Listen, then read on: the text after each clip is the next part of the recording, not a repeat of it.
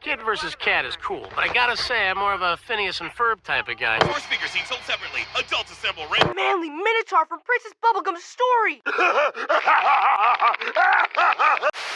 Netflix animation, more specifically their adult or younger adult animated catalog, is like going into the Goodwill. You go looking for something good, get off the stage, sweetheart. And most of the time you end up leaving with something trash, something you didn't really want to watch but decided to anyway just to see what it was about, and after some time end up not rocking with it. Or if you're really lucky, you'll end up inevitably finding that holy grail of something from a brand you were never really that familiar with, but you gave it a chance anyway. All of this to say, Netflix has a really broad appeal when it comes to these shows. You never really know what you're gonna get. They really try their best and most often end up failing at trying to appease everyone so everyone can have a reason to renew and not go over to their competition and watch what, HBO Max, or even worse, Paramount.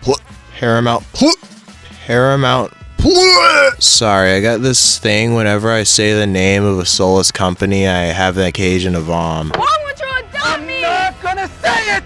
Why won't you adopt me? Because you're The greedy, soulless company that wants to push their Zionist agenda by owning all news outlets. There are many mature animated shows on Netflix that can't leave a certain bubble of groundedness, and when they are outside of that bubble, they're either given 2 seasons and never touched again, or when they are touched again, it's a fucking limited series, like, come on! As much as I love some of their greatest hits, and while I do understand that execution is everything that makes a cartoon, I mean a duh! Their greatest hits are usually very easily accessible and usually follow the tropes such as the family show, or the comedy show, or the family comedy show. When white people make a TV show they think black people will watch.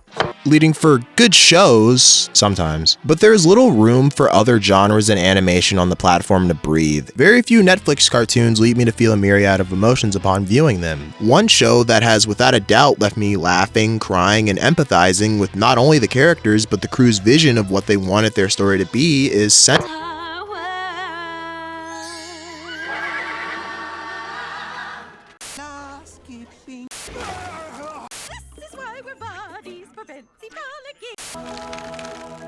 It's straight to the point, has amazingly designed colorful pastel characters and environment. Even the background characters have interesting designs, leading you want to learn more about certain Centaur tribes. And they even have BBWs. She's not that thick.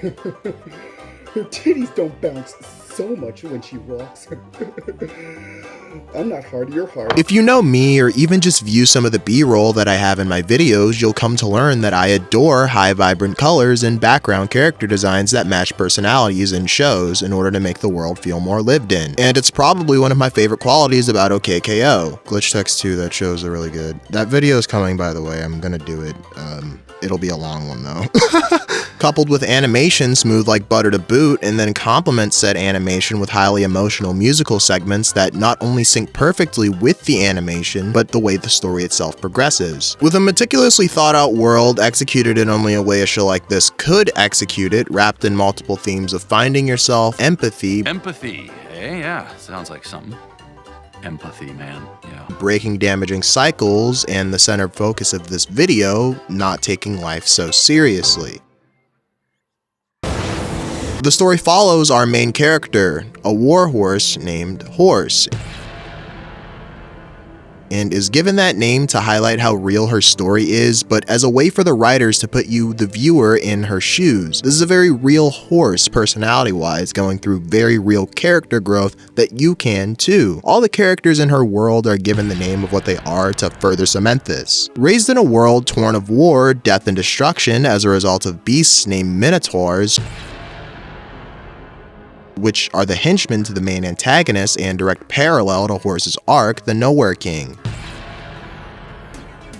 Being separated from her writer of the same name due to Horse isekaiing into the colorful fantasy land of Centaurworld as the result of a magical artifact, a place where the air smells like chocolate, the grass massages your back, and where half animal half man things shoot tiny versions of themselves out of their hooves and constantly sing and dance. It's a direct counter to the very real and raw world Horse is known, and to give a clearer contrast of how different these worlds are, all segments shown taking place in Centaurworld are animated by Mercury Mercury Filmworks, whilst the Human World segments are animated by Studio Red Dog Culture House, with a nice touch of characters that enter either world being animated in said style. Upon entering this mystical fantasy land, Horse is immediately greeted to the herd of Wamawink, the llama centaur.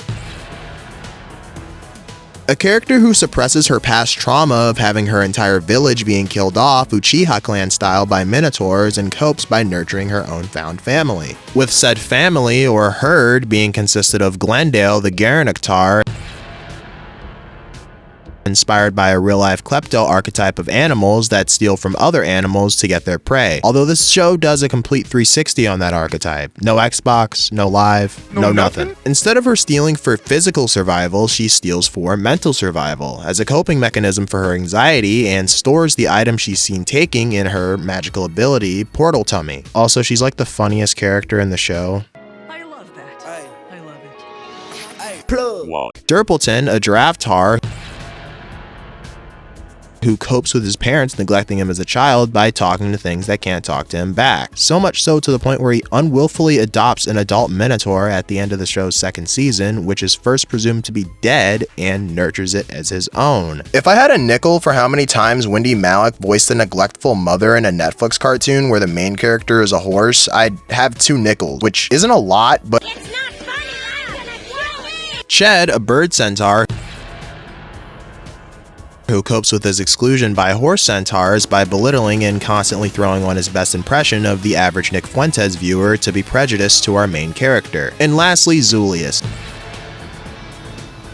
the zebratar who is so obsessed with himself and everything he does being perfect that he copes by needing to be the center of attention all the time. The way the writers go about executing the herd's coping mechanisms are mostly in guises of jokes that come off so natural and interwoven into what these characters are, to the point where it gets too real, stops being more of a punchline on the third watch, and more of an apparent internal struggle. Horse's perception of Centaurworld is indicative to the way of not only how she perceives herself as the story progresses, but how she perceives the inhabitants of this world, and upon entering is immediately dismissive of the culture, customs, and even the emotions of the ones trying to help her out, because she's so laser focused on getting back to her rider and the war she was in the middle of before she got sent to Amphibia. No, unacceptable. My bad, Centaurworld.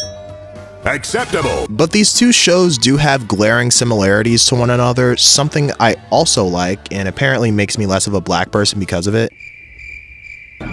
Man, shut your bitch ass up. The way the writers push how ignorant Horse is earlier in her arc, how far she will go to get back to Ryder, to the point where she won't even stop to think about how maybe her obsession is affecting the well-being of others upon the first watch, is like, aww. But when you give it a second watch and really listen and observe her actions in the first 6 episodes, you're left with more of an...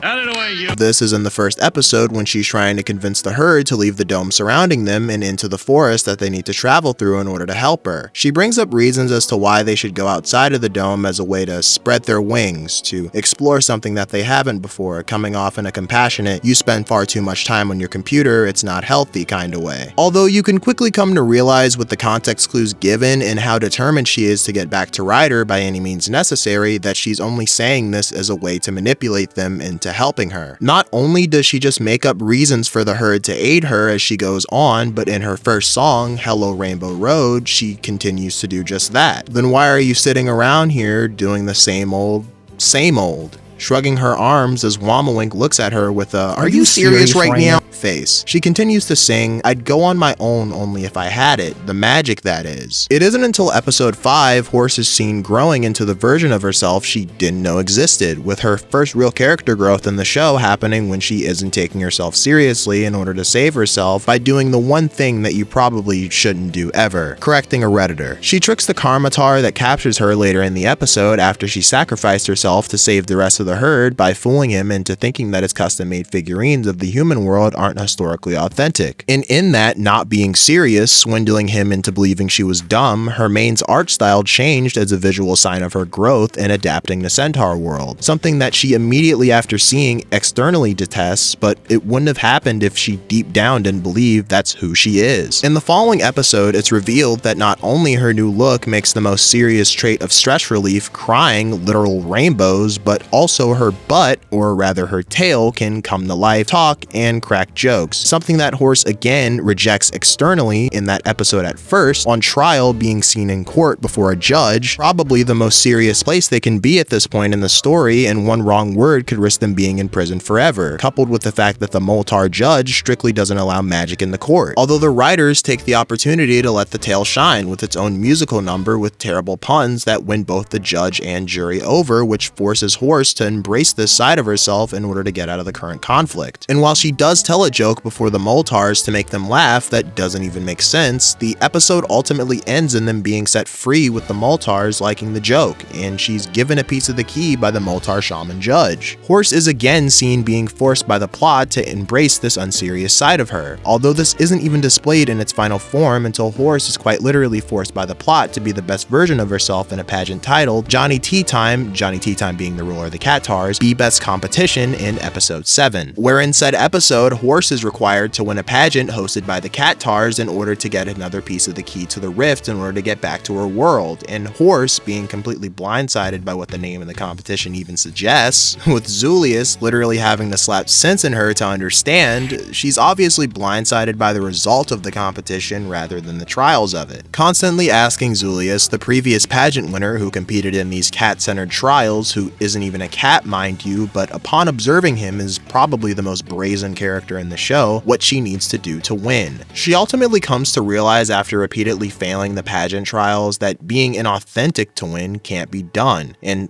finally reveals to everyone who she is because the Cattars keep asking. In said song, Horse admits that she's strong, but she hides her fears inside, that she's flawed, but she's learning, that she's odd, but she's yearning for someone worth it. This is hard. Alluding to putting herself on display like this being difficult because she hasn't up until now, but she's worth it. She says this after the line about yearning for someone worth it, which could be interpreted as her talking about Ryder, but in my mind, she's talking in double entendre. She's constantly shown externally detesting her new personality, but internally embracing it, and even admits in the same song that she hides her fears inside. I would say that one of her fears is learning who she is, because she didn't even know who she was before entering Centaurworld, with the title of the song, Who Is She, being another double entendre, with of course the Cattars in the episode wondering and asking the question of who she literally is, along with her asking the question to herself. The song ends by calling out the judge and shaman of the Cattars Johnny Tea Time, and finally cements it with, here I am for all to see, when you're asking, who is she? Putting all of herself out there, even her silly side, she tries to hide while wearing a wig, eyeliner, and makeup.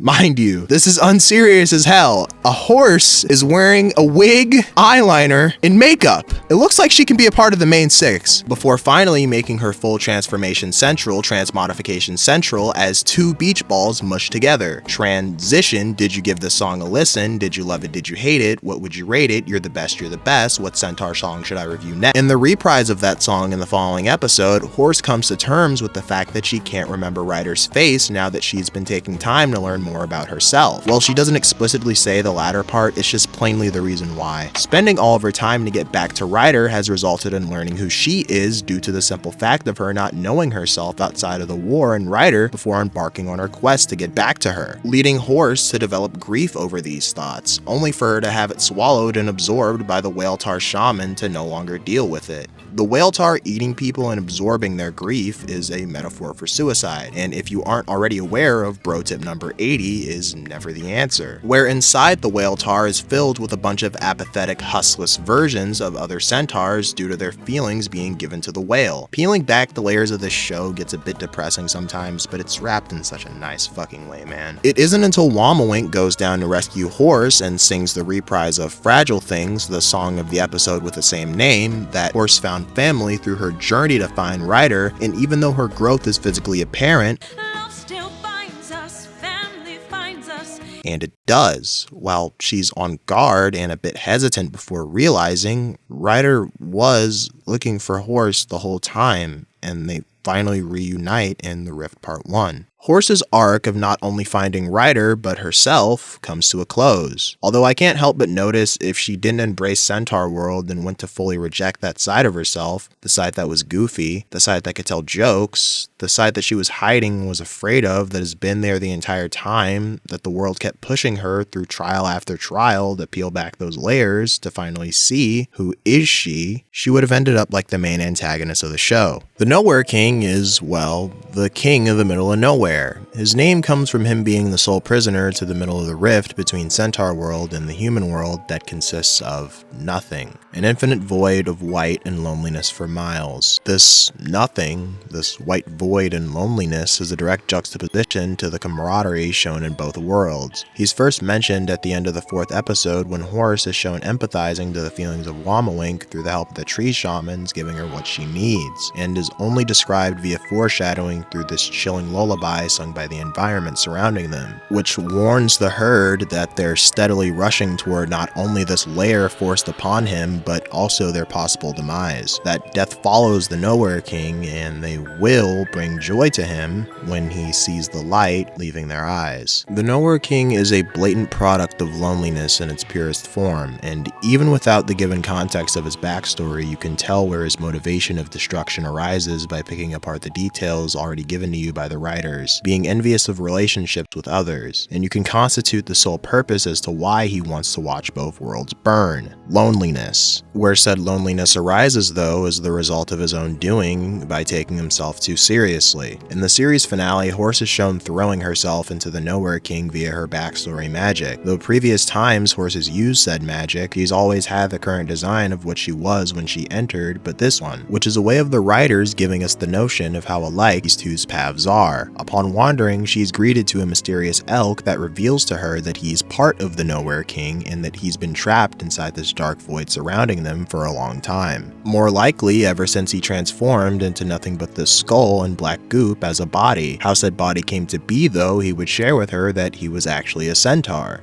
An Elktar, living in Centaurworld as a rift worker, keeping both worlds stable between the human world and theirs. Subtle in universe foreshadowing, as between the rift would soon to be all he would know. Elktar's personality pales in comparison to the other centaurs of Centaurworld. He doesn't like the humor of other centaurs and wants to be seen as human. Wants to be taken seriously, per the 3rd part of his 5-part suite song, Elktar, stating, "What is it like to be human? What is it like to be taken seriously?" Elktar is shown being in his own head and often comes off as just projecting of how he feels about himself as how everyone else perceives him, with lines in the same song, "Ha, like they'd ever look at me," a trait that would inevitably be the result of his own downfall later in his arc. This guy would just drown out any sort of embracement from others of his centaur side. Rather it be about the literal person who he has a crush on flirting with him back, saying to his face that she thinks that his antlers are cute, to the fact that he was completely oblivious to a whole party being thrown for him, which was majority all humans, the same people he wanted validation from. Hell, the princess leaves the party to eat cake with him and he still can't realize he's wanted the way he is until it's too late.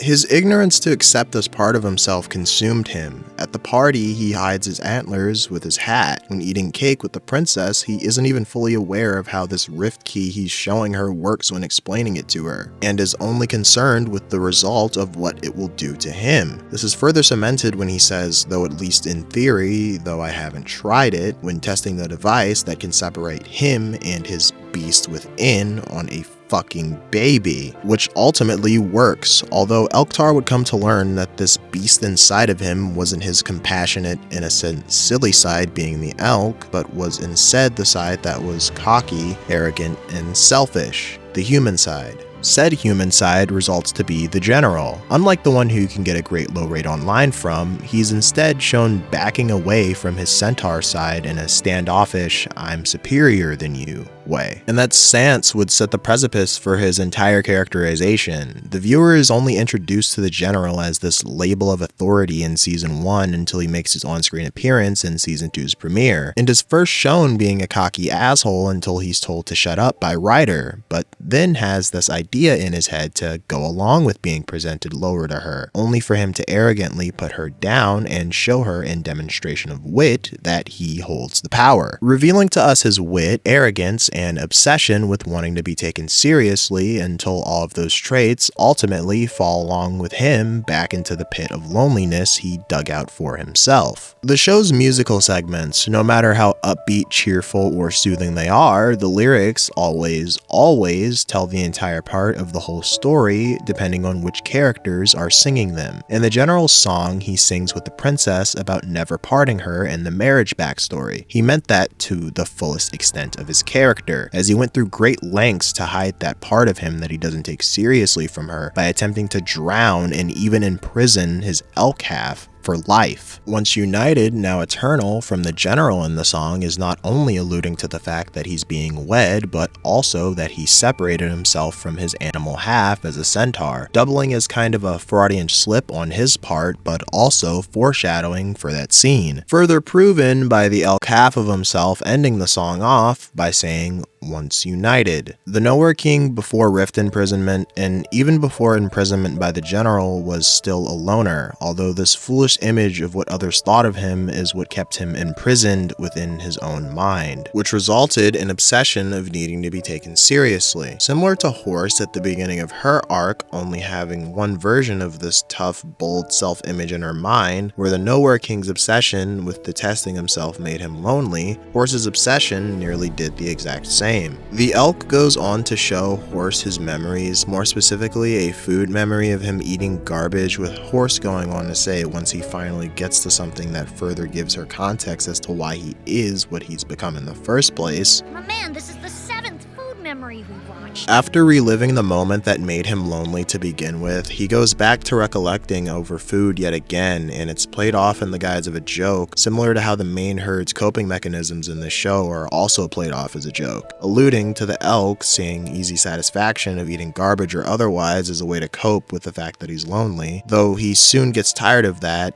finds the rift key that separated him, and goes on to create his own family, the Minotaurs. Upon creating them though, his body kept decomposing and decomposing and decomposing until he was finally made into the beast that he is today as a result of needing to cope with his own loneliness.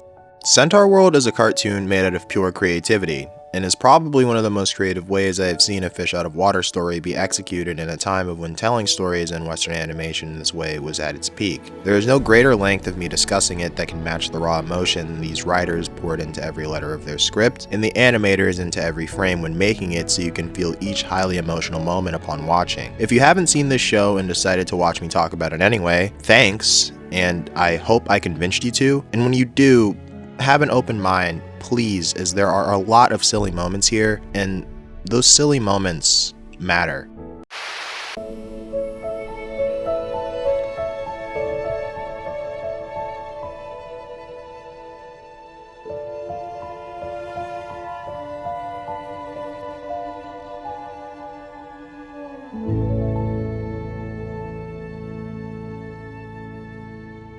And there's this pillow that you made me sew, and you made me draw a man on it, a merman on it. Hey, Glendale,